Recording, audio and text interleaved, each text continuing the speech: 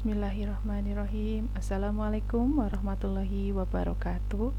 Tepung deui sareng ibu dina pangajaran basa Sunda dina poe Senen ieu nyaeta dina jam katilunya basa Sunda mah samemehna hidup geus diajar bahasa Indonesia jeung matematikanya. Tah ku ayeuna samemeh urang medar materi dina pengajaran anu kaopat nyaeta pengajaran anu anyar ngeunaan laporan kegiatan. Tapi samemehna orang medar, ibu ngingetan heula ka hideup rehna minggu ka tukang hideup geus nampa rapot PTS anu beunteuna masih keneh jauh kana disebut alus komodi 0 mah sok gera dirobah kusabab ieu peunteun PTS teh jadi peunteungan hidup dina engke yang hareupan ujian penilaian akhir semester di bulan Desember. Semester hiji geus rek kalakonan ya engke di bulan Desember teh. Engke Januari meureun insyaallah upama urang engke di beri umur panjang ya.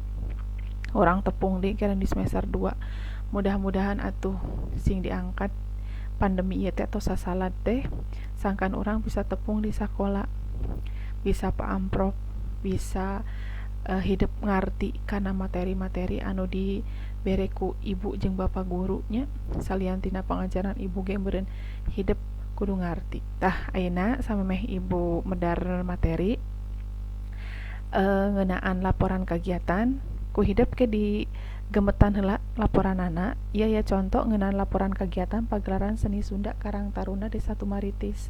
Kahiji aya bubuka nya, aduana aya waktu jeung tempat, anu katiluna aya pamilon atawa peserta, anu kaopatna aya waragat teh dana atawa anggarannya. Waragat atau dana ieu teh kudu jelas di mana urang ngalaporkeunana.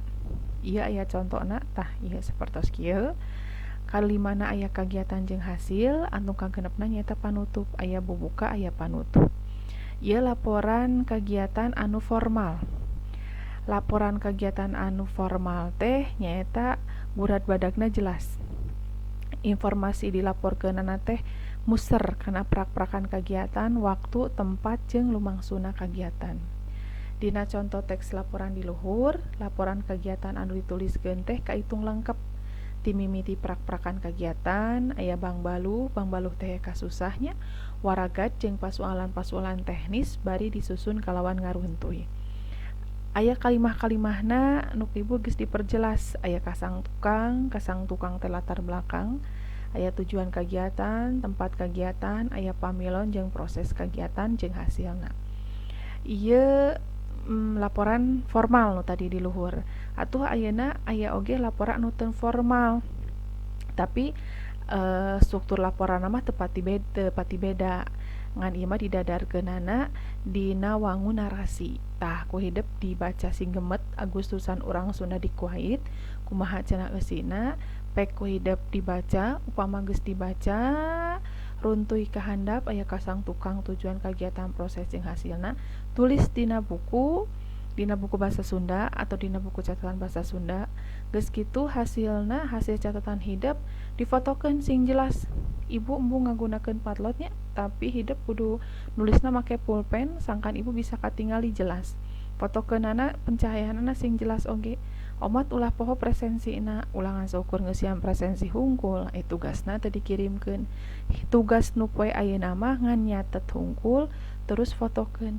Minggu hareup karek ku ibu dibere pancen anu sabenerna. Tah kitu wae meureun ti ibu pengajaran poe ayeuna prung robah geura eta peunteun hidup sangkan peunteun hidup leuwih alus deui, leuwih nanjeur bisa jadi pinunjul ke di kelas. Hatur nuhun. Assalamualaikum warahmatullahi wabarakatuh.